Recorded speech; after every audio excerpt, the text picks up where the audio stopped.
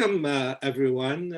My name is Rajat Kuri, and I'm the CEO of Kuri Conversations, and I welcome you all to today's webinar, where we discuss why do 33 American states have anti-BDS legislation.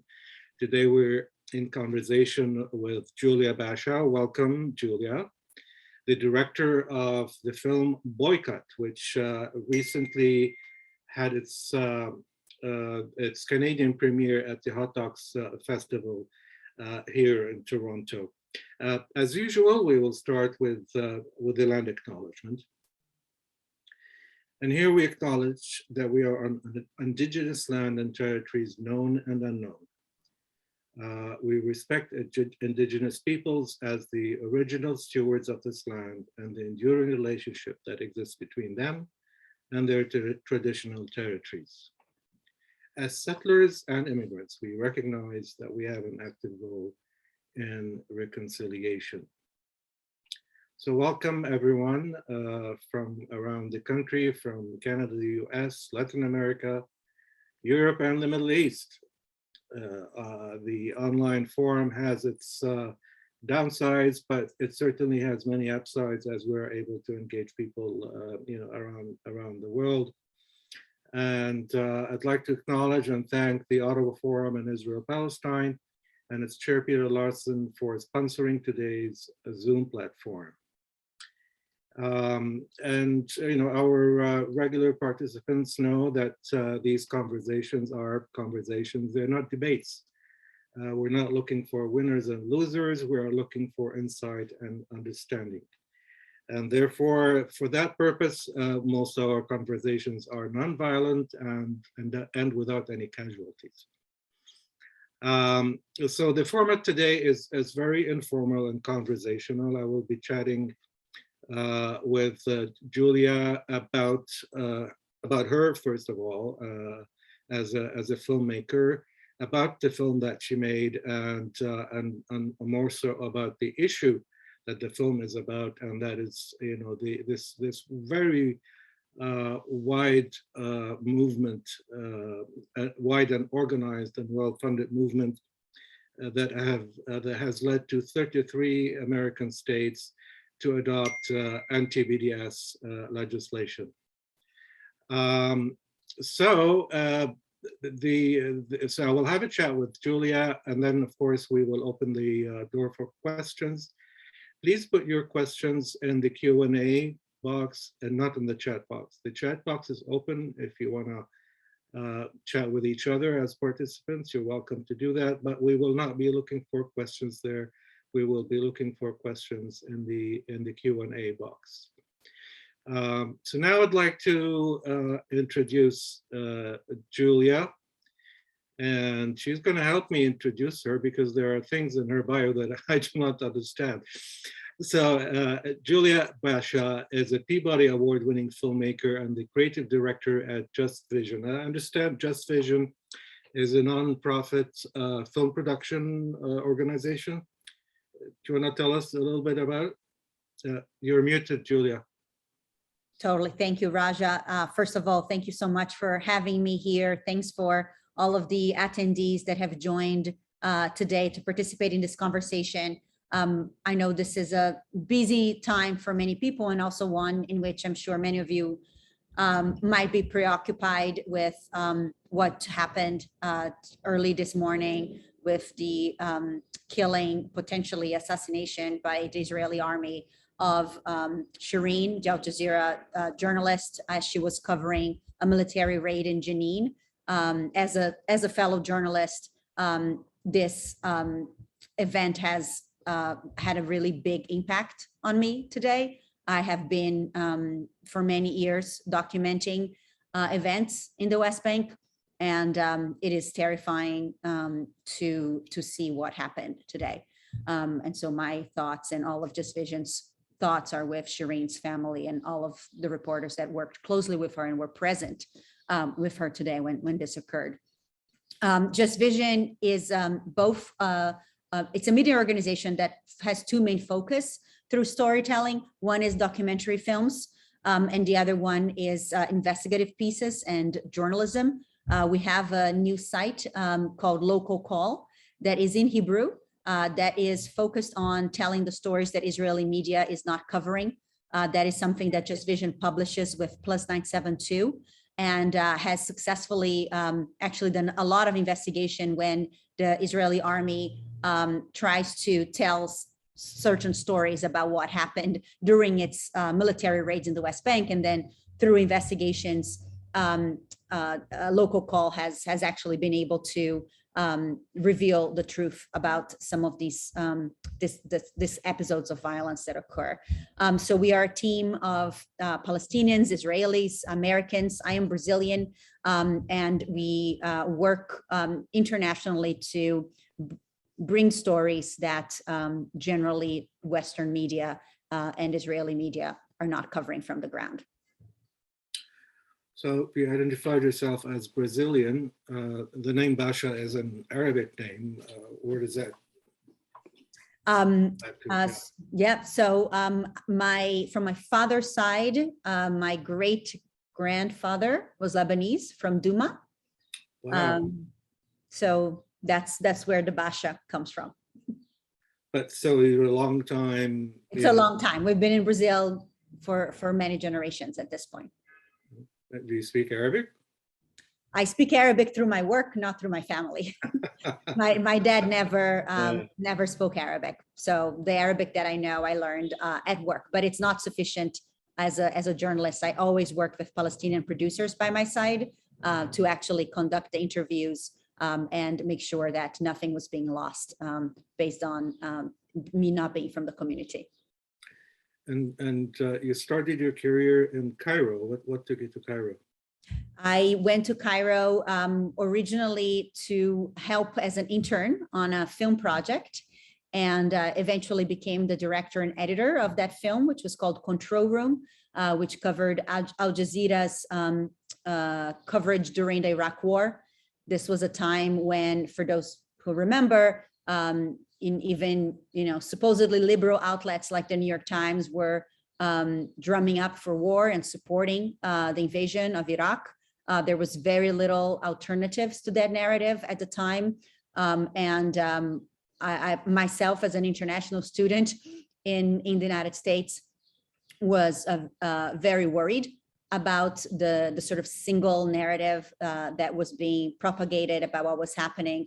And so I ended up working on a project that was trying to challenge some of those narratives by looking at how Al Jazeera's coverage coming out of Doha, Qatar, was different from that coming out of the United States Central Command, which was also located in Doha, 10 miles away from Al Jazeera, and where the Western media was embedded, getting their stories, or they were embedded with the military in Iraq with very little independence to cover what was happening. I remember that. And you were nominated to the Writers Guild of America award for your work on that film, I understand.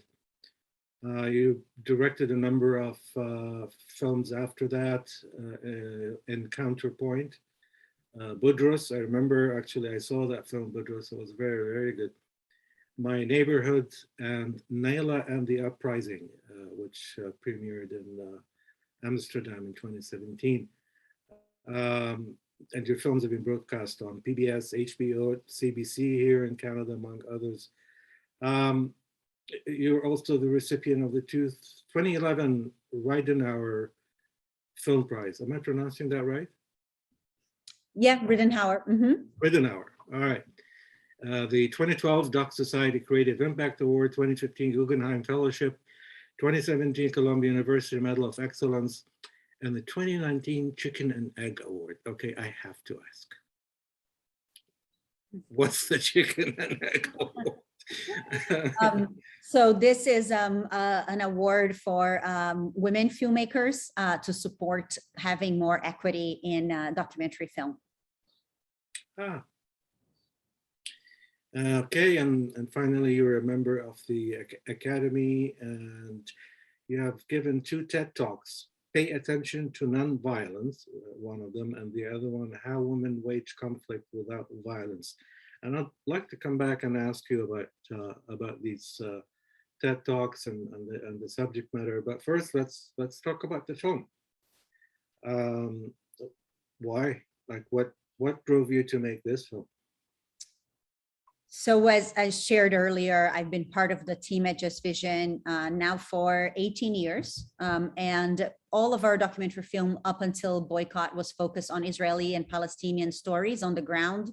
But over the past few years, we noticed a growing trend coming first from the Israeli government and then spreading to Western governments in Europe and the United States, trying to quash dissent and stop civil society from attempting to hold Israel accountable for its war crimes.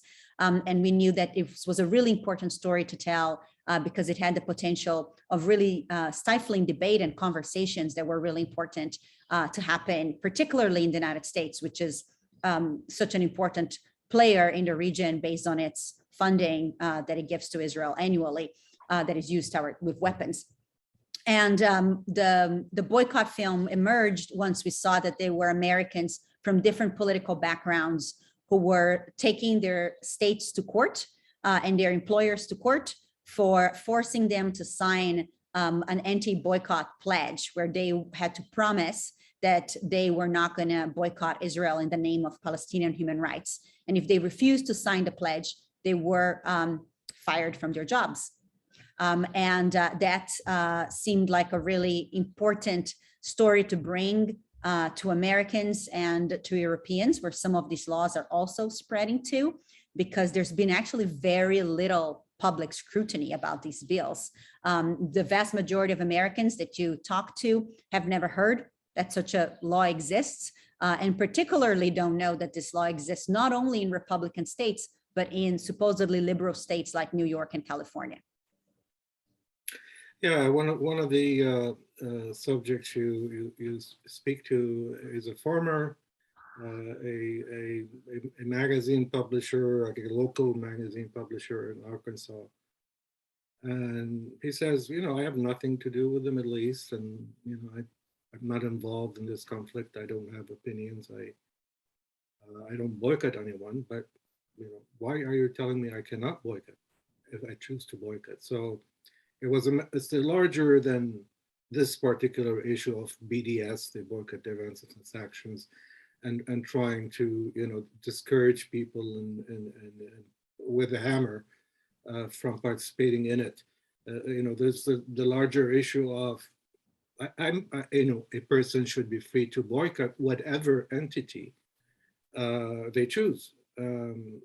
So can you tell us a little bit about sort of the larger implications of this, and in the film you allude to its possible use in certain cases. So tell us a little bit about that, Julia, please. Sure. So the anti-boycott laws, as we mentioned a few times, now exist in 33 states.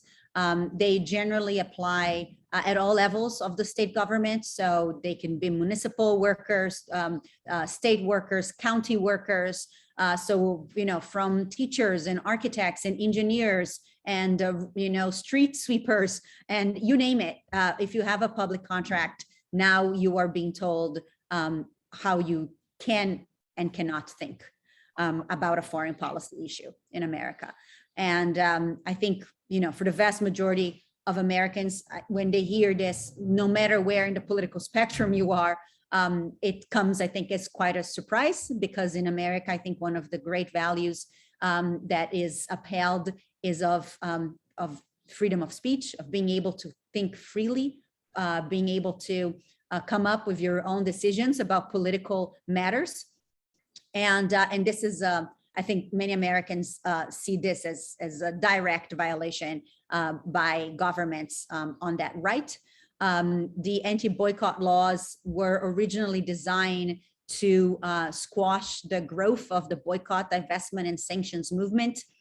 This was a call that was made in 2005 by Palestinian civil society. It's one of the few actual documents that across the Palestinian political spectrum and civil society organizations and women's groups and unions, everybody agrees with. This was signed and supported widely by Palestinians, and it's modeled after the South African, the call to boycott the apartheid regime in South Africa.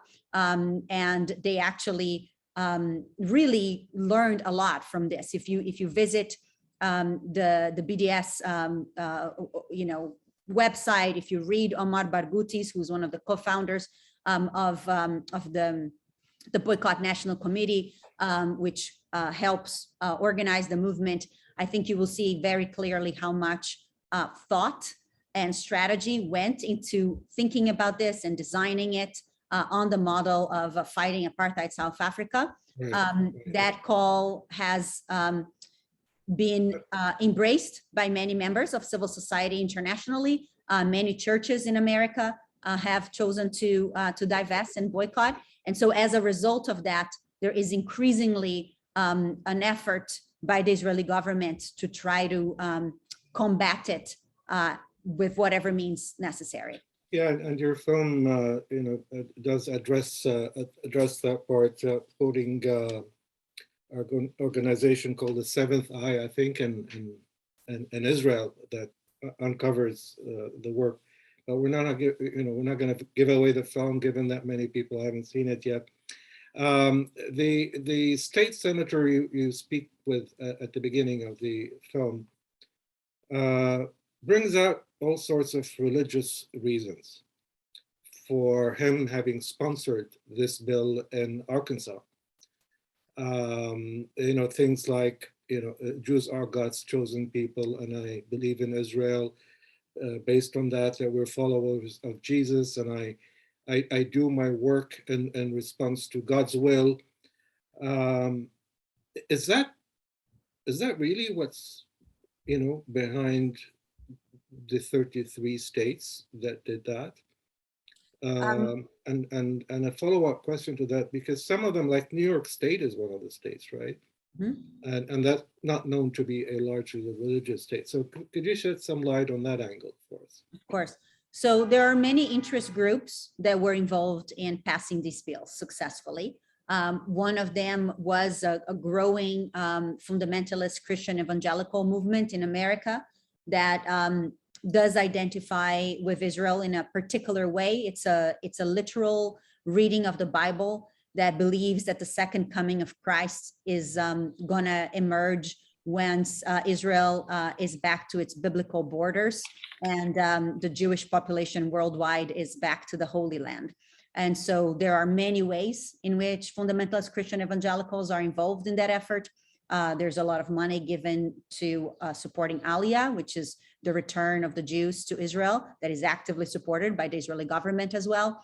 And funding of settlements in the West Bank is a very common way in which the Christian evangelical movement is taking part in this effort, including through organizations in America that are registered as nonprofit organizations that are clearly violating international law through its funding of the transfer of populations into occupied territories. And so there's many ways in which evangelical Christians are involved in that. And one of the ways most recently that they started supporting Israel is through the anti-boycott laws. That's something that was modeled after anti-BDS bills in Israel. And eventually they made their way through a variety of interest groups to America.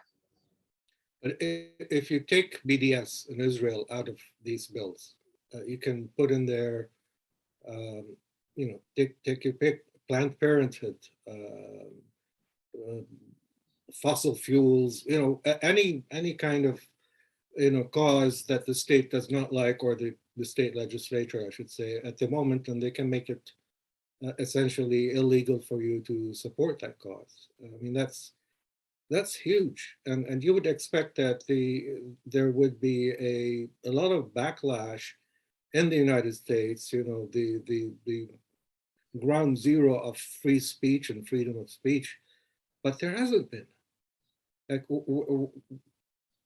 I know that most of these legislators that have passed this were Republican, but in many cases it was bipartisan support, and I don't hear the Democrats making a lot of noise about this in the States. So what's happening?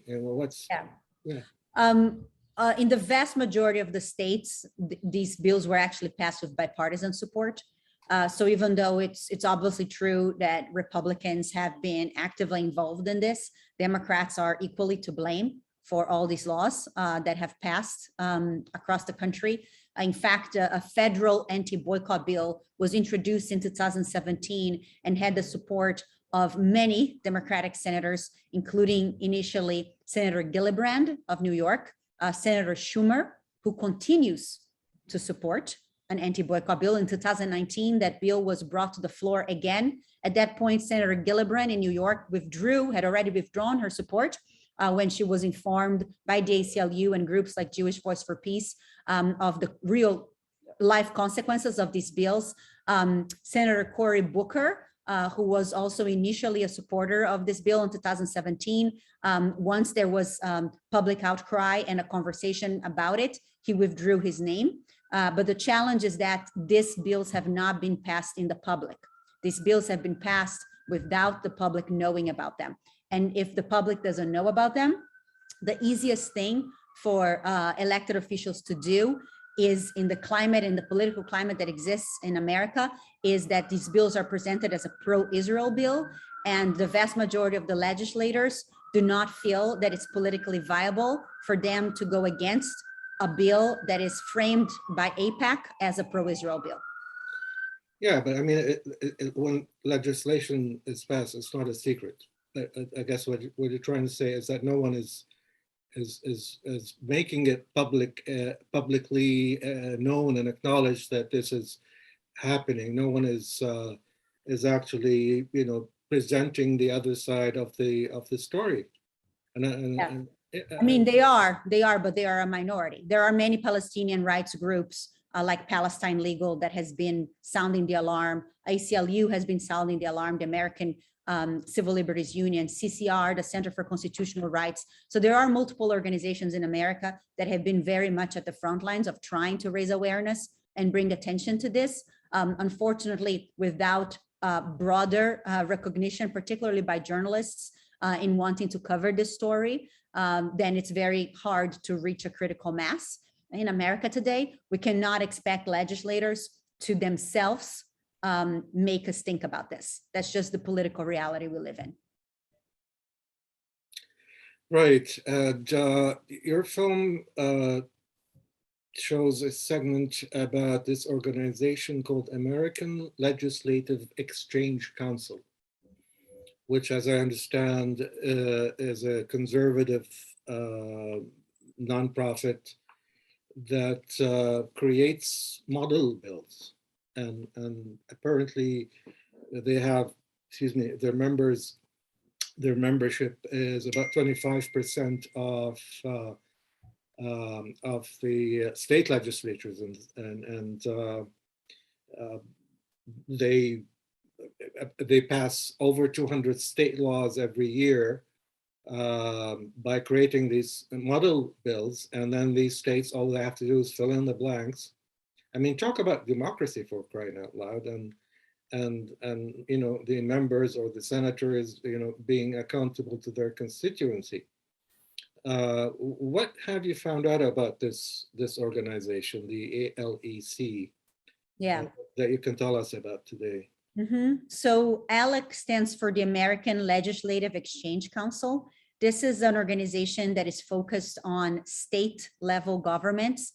And for a long time, their almost exclusive focus was on passing business-friendly bills. So some of the sort of things that you would see them advocating for would be busting unions so that they can more easily work across state lines with the same type of laws internally, or things like dismantling environmental protections.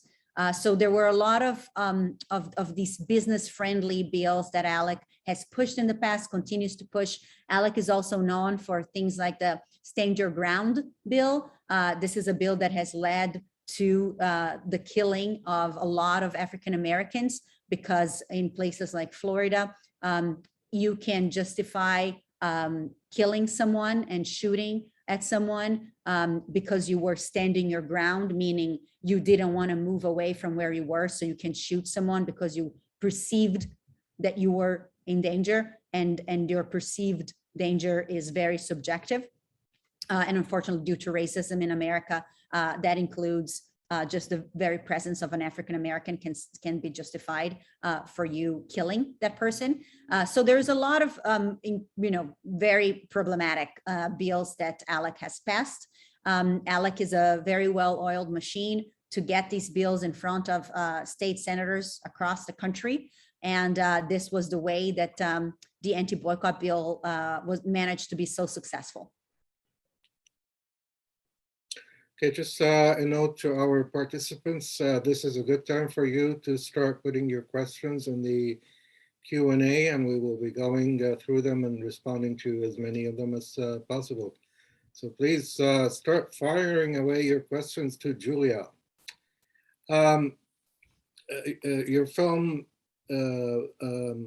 talks about a Ministry of Strategic Affairs in Israel that actually the Seventh Eye organization, which is dedicated to free speech in Israel itself, found that that ministry is almost solely focused on fighting BDS abroad, and that there's a shell corporation in the States that was created where Israeli government money goes to that shell corporation and then it gets distributed to organizations like the Christians United for Israel and so on that have been lobbying for these kinds of legislation.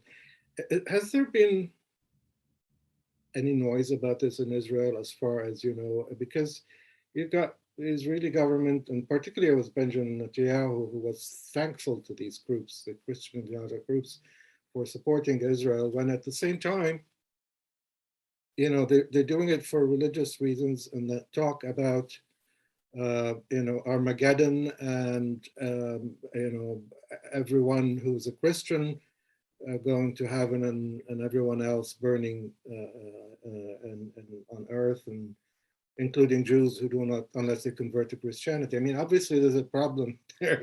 There's a disconnect. Are Israelis talking about this? Are Jews talking about this? As far as you know?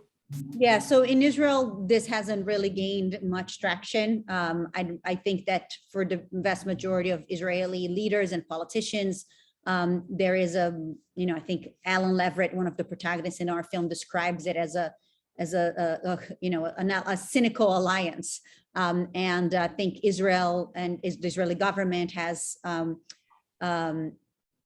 probably rightfully so, recognize that Jewish Americans are increasingly critical of Israeli policies, increasingly unwilling to write a blank check without consequences for human rights violations. And therefore, the Israeli government has felt that it needs to build support among other constituents in America. And Christian evangelicals are a very convenient constituency. They're also a much larger population than the Jewish American population. And they're motivated and they are active and they don't have any red lines because the end game is a biblical, religious, evangelical game. And so in terms of human rights violations or violation of international law, it's inconsequential if you're talking about bringing back Jesus Christ. Okay, some people are asking how they can watch the movie. As I understand, it's still sort of doing the festival circuit right now. When will people be able to stream it or go watch it in a theater or on CBC even, hopefully? So as you mentioned, we're currently in the film festival circuit. This coming week, if you know anyone in Minnesota, we will be at the Minneapolis St. Paul Film Festival. I will be there for the Q&A on May 18th. And we are going to continue to be doing in-person screenings. Some of these film festivals also have online components that allow you to see the film in certain regions. So I do encourage people to visit justvision.org and see which film festivals are playing and whether you have access, depending on what region you are logging in from online. In the fall, we will be launching the educational campaign with the film. That means we will be bringing the film to campuses, houses of worship, think tanks, to Congress, and really trying to directly engage journalists and constituencies that care about this issue. So again, if you're interested in organizing a screening in the fall, you will be able to host screenings. You can get in touch with us at info@justvision.org. Again, that's info@justvision.org. And so please write to us, and in the fall we can organize a screening. Early 2023 is when the film will be available more widely for streaming online. Very good, and I hope you'll get some distribution among American networks, because I mean, forget about Israel Palestine. The manipulation of democracy is just unbelievable. I mean, and telling people, I mean, freedom of speech is sacrosanct. Anyway, I will shut up now. I have a question here. While it seems such a clear case of violation of the First Amendment, can you talk about the arguments that seem to see it instead as fighting anti-Semitism by protecting Israel from BDS? A lot of effort was put into positioning BDS as an anti-Semitic movement, and many people have bought into that. What's your response to that angle? Yeah, I mean, I think there's two parts to that answer, right? If Brian House from the ACLU was here, I'll give you his answer, and then I can give you my answer. Brian House would say that BDS is a political act. You are boycotting a country. And so whether other individuals and other organizations want to assign a motive that is based on racism to that act, that's their problem. The act itself is one of boycotting a country, and a country that is liable for international law. And so that's just really what is here at the core of these laws. This is a violation based on someone's political decision and political thinking regarding a foreign country. Assigning motivations, people are going to assign motivations to everything that people do all the time. In my case, personally, I think that is a very important thing to challenge very openly. There is an ongoing effort that started a long time ago, but one of the ways that it got traction was through something called the IRA definition of anti-Semitism. That's the International Holocaust Remembrance Act.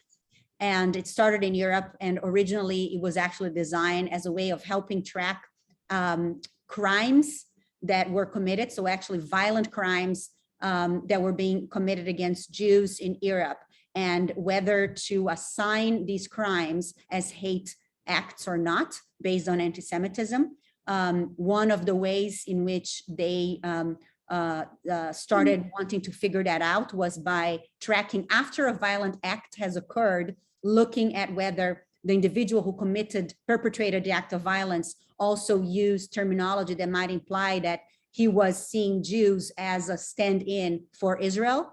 And a lot of language was put in there that the actual main drafter of this definition has said explicitly many times publicly in articles that has been misused, manipulated by right-wing elements to try to curb speech, and that definition was never, ever intended to be a speech code. Yeah, we've had Kenneth Stern in one of our webinars, and we had a lengthy conversation, about this. Now, there's a question about how are these laws preventing public employees from doing so? I mean, is it? Can you repeat the question? I'm sorry. So how are these anti-BDS contracts enforced? In other words, so how does it happen? That's a great question, and that's part of the absurdity of it. That ends up in ultimately, in order to enforce this, you would need to create a police state, because you would need to be tracking what people are doing in their personal, most intimate life, their shopping decisions. How is the state going to be now? And basically what it means is that you need to monitor people's social media.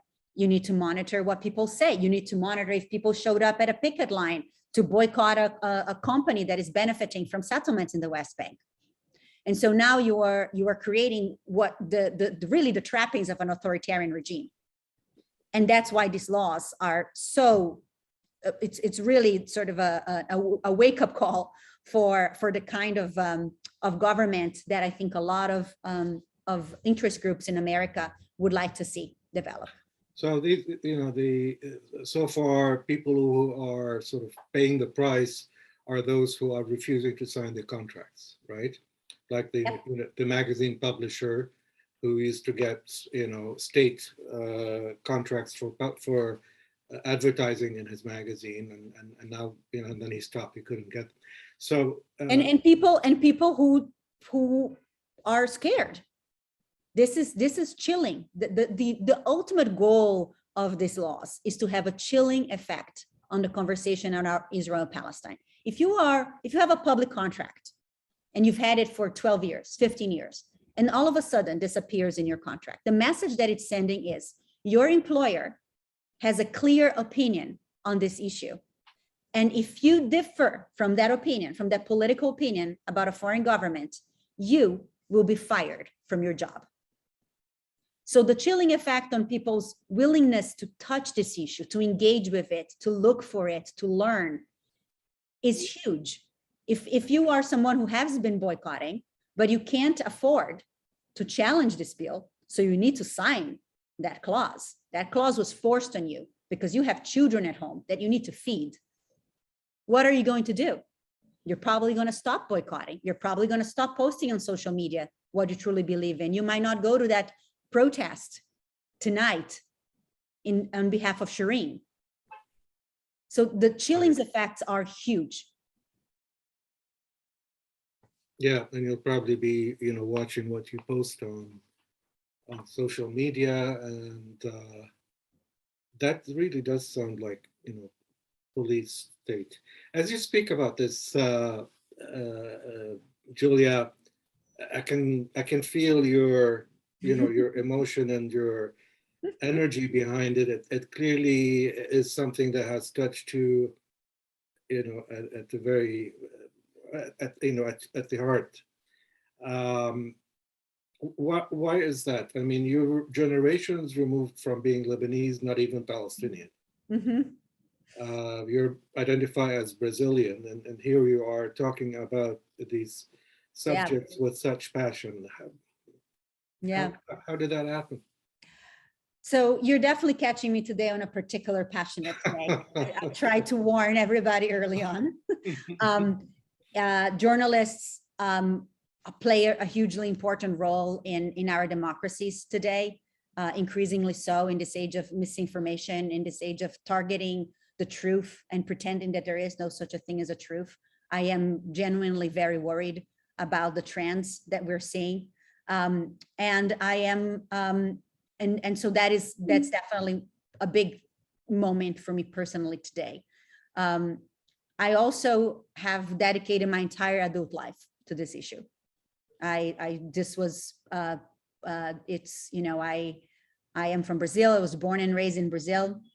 I came and ended up studying in New York City. I was here when September 11 happened, and that really changed my life forever. How so? Why did that affect you? I was very surprised by what happened to the country at the time, in terms of your ability to have honest conversations and ask questions around America's role in the world, which is something that I know very personally growing up in Brazil. I was born under a dictatorship that the coup was supported by the United States in the 60s, as many Latin Americans faced during the Cold War. And so I was very aware, coming from abroad and coming internationally, having a different point of view about international affairs, and felt that it was very hard to have those conversations.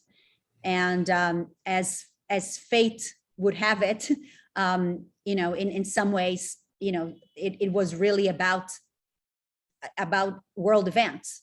It wasn't something I seeked out. I did not expect to be working in Israel and Palestine for my entire adult life.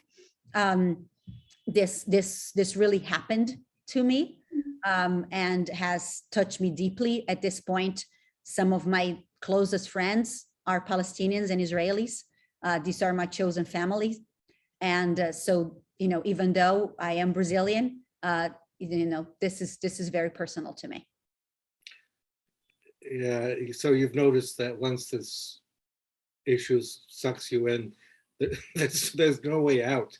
I mean, look at me, I'm in my 60s and I'm, you know, I'm hosting these conversations because it's such an important subject that has been, you know, over sensationalized and over propagandized, and the truth is often hard to come by, especially these days.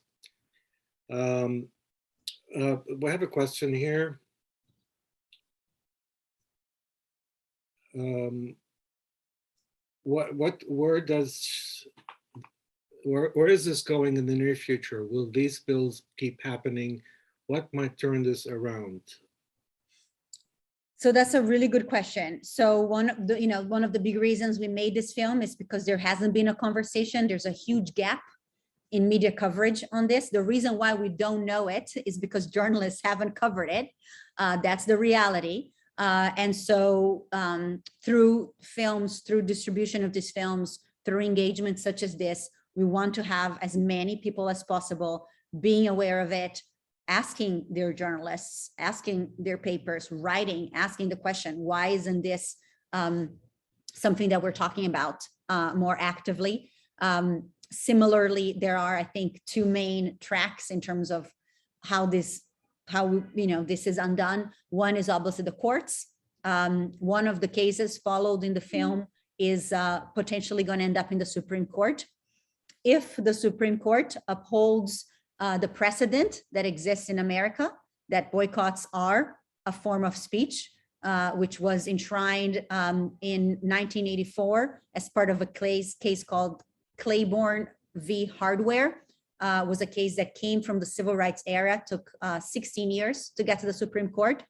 Eventually, when it did, the Supreme Court unanimously affirmed that boycotts are a form of protected speech in America. Unfortunately, as we have tragically learned last week, it's looking like the Supreme Court, as it's currently made up, is ready to actually overturn long-held precedents, despite enormous consequences to people. And so we can't be, you know, it's no guarantee which way the Supreme Court would choose. But if this went to the Supreme Court and the Supreme Court upheld that boycotts are free speech, then that's one way that the bills end. Then the bills need to all be stricken down. The other way is through legislative action at the state level. There are states like Minnesota, where I'm going to be next week, which is why I'm very excited to be there, where some legislators have introduced repeal acts, which is an effort to repeal the anti-boycott bill. As far as I know, this is the only state that has such a bill introduced. They have not been able to have it brought to the floor yet because of strong opposition from lobby groups and organizations. But the more people that know about it, the more support legislative lawmakers are going to feel that that is politically viable for them to do what their constituents want them to do. You know, I mean, in the United States, that is these days polarized on everything, you know, from masks to, I should remind our participants to please put your questions in the Q&A, not in the chat box. We are not looking in the chat box. Any questions in the Q&A, please. So yeah, there's polarization about everything, you know, probably by tomorrow it will be the color of the sky, you know, and you've got people divided 50-50. But not on this issue, not on Israel Palestine, not on support for Israel. I mean, you have in your film you have the governor of Texas saying an attack on Israel is an attack on Texas, and he says that with a straight face, and no one questioning him. Like, what are you talking about? Why is an attack on Israel an attack on on Texas? Um, um, did your research and work give you any insight? I mean, aside from the evangelical angle, there's more to this. Did you gain any insight through your work on this film? Can you ask the question again? So I mean, look, everything is polarized in the United States, but not on this issue, not on Israel, Palestine, and the governor of Texas in your film says, an attack on Israel, attack on Texas. I mean, which doesn't make any sense. Did your work help you uncover any more about this than just the evangelical angle? Yeah, so I think one of the things that is important to highlight, and I tried to do so already earlier in the call, is that this isn't a Republican bill. This bill has passed with broad bipartisan support in the vast majority of states. And it's just now that Democrats are beginning to wake up and recognize how problematic these bills are and changing their positions. And so the polarization that we often see in America, which is broadly around conservatives and Republicans versus Democrats and progressives, that's actually not the reality. And it's not the reality on Israel and Palestine writ large. I think Israel and Palestine is possibly one of the only ones where there's still bipartisan support for Israel and in all measures. And so for those who are progressive, who identify as progressive and Democrats, there is a lot that can be done because Democrats and progressives have a limited influence on Republicans and conservatives, but as constituents, they are the ones who should be setting the agenda for their elected officials, not interest groups. And so Democrats and progressives who believe that these bills should not exist should make sure to let their legislative, their representatives know about this. And so the polarization on this issue doesn't actually fall on the lines of other issues like abortion rights or LGBTQ rights. Or climate change or climate change, yeah. Right. So where you live in New York now, you said, and are you an American citizen or? I am. I have since, after a long time, become an American citizen after living here for a long time. Yep. Have you been to Canada? Have you been to Toronto? Yes, I was in Toronto actually just this last weekend at Hot Docs with the film. Oh, you were there in person. I see. I thought you came in through online. Yeah, but I have been many times to Toronto. Yeah. In the past. Well, next time we make sure that we have a coffee together. What took you to Cairo in your early days? What was specific about Cairo? To work on this project. Oh, it was the project itself. To work on the project about Al Jazeera. Yeah. We're getting some questions about BDS, and I know the BDS is not the heart of our conversation today, but it certainly is very close to it. Yeah. And people are asking, is there an agreed to sort of official definition of BDS? Of course, there's a website, but I mean, a lot of effort had gone, as I said earlier, to try and demonize BDS as an anti-Semitic effort. Now, personally, I have not participated in BDS, but I don't see anything anti-Semitic about it. I've challenged people to demonstrate to me how it's anti-Semitic, and no one has succeeded in doing that. Some people refer to some of the participants or leaders in the movement having said anti-Semitic things, but to me does not make the entire effort itself anti-Semitic. So you clearly are an advocate of BDS. What would you tell a Jewish person who is progressive, sympathetic to the Palestinian rights, wants a just solution, but have a very strong sort of attachment to issues that are even remotely anti-Semitic because of Jewish history, and they've been told that BDS is anti-Semitic, and they want reassurance that it isn't. That this is not against Jews. This is not targeting Israel because it's a Jewish state necessarily, but it's about something different. Yeah. I think the most important thing is what I said earlier today. I think it's so critical for people to read Omar Barghouti's book. The amount of times that people start telling me about, there is this bite, bites start circulating and there's a video, there is clipped without context.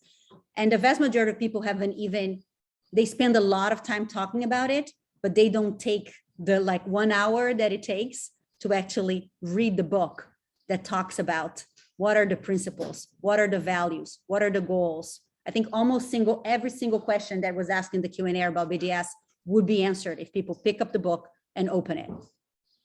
What's the name of the book? We can look up. It's the book about BDS. It's Omar Barghouti's BDS book. Book about BDS, like this Israel forum that was referred to. I think if people want to learn about BDS, and I hope they will, not because I'm an advocate, to be honest, it would be presumptuous to me. I don't do anything about BDS. I go and I tell stories. I'm not out there organizing. I don't do campaigns. I don't even know what campaigns are out there. Right now, I can look up on the website and be informed very quickly. I know where to find information. I know how to ask questions. I have asked a lot of questions. I have seen all of the leaders of the movement, founders, organizers speak. I have been with them personally. I have seen organizing on campuses happen.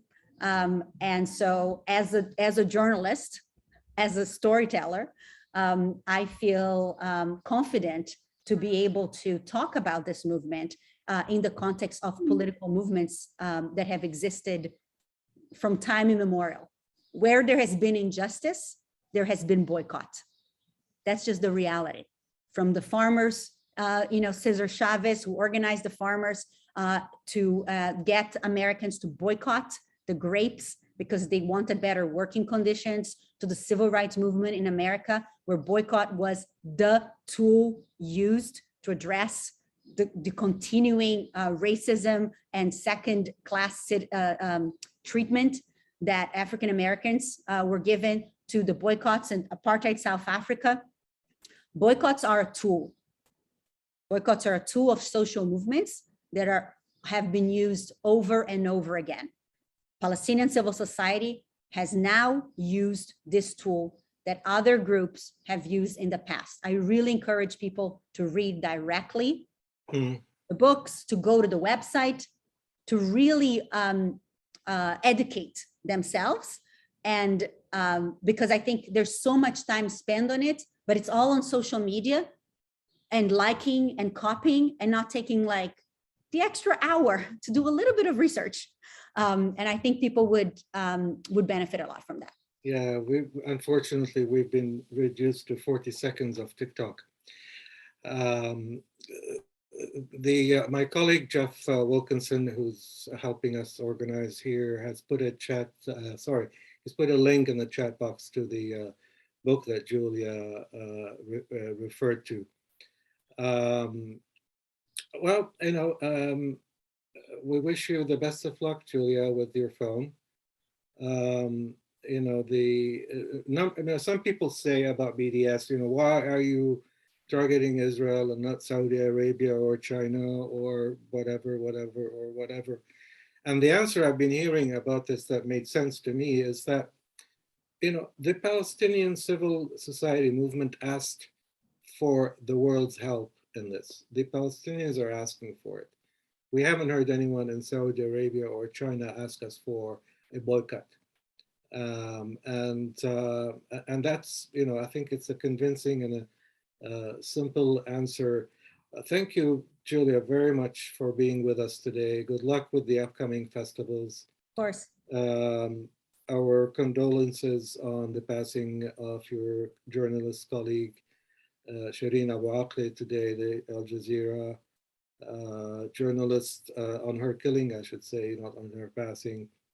And unfortunately, there's no shortage of bad news coming out of Palestine. And, we've seen 1,000 Palestinians now are going to be removed from their homes in Masafer Yatta. And that's a decision that was, endorsed by the Israeli Supreme Court, unfortunately. The road ahead is still long, and I'm sure our paths will cross again on that road. And to all of our participants, thank you for being with us today. Our next webinar will be on May the 25th. We will be having a discussion with Khalid Al-Gindi of the Middle East Institute in Washington, D.C. And we will be talking about what's next for Palestinian leadership. Hope to see you all then. This webinar was recorded and will be made available on our website in the next few days. See you all in a couple of weeks. Thanks again, Julia. Thank you, everyone. Have a lovely evening. Thanks for having me. You take care. Bye. Bye-bye.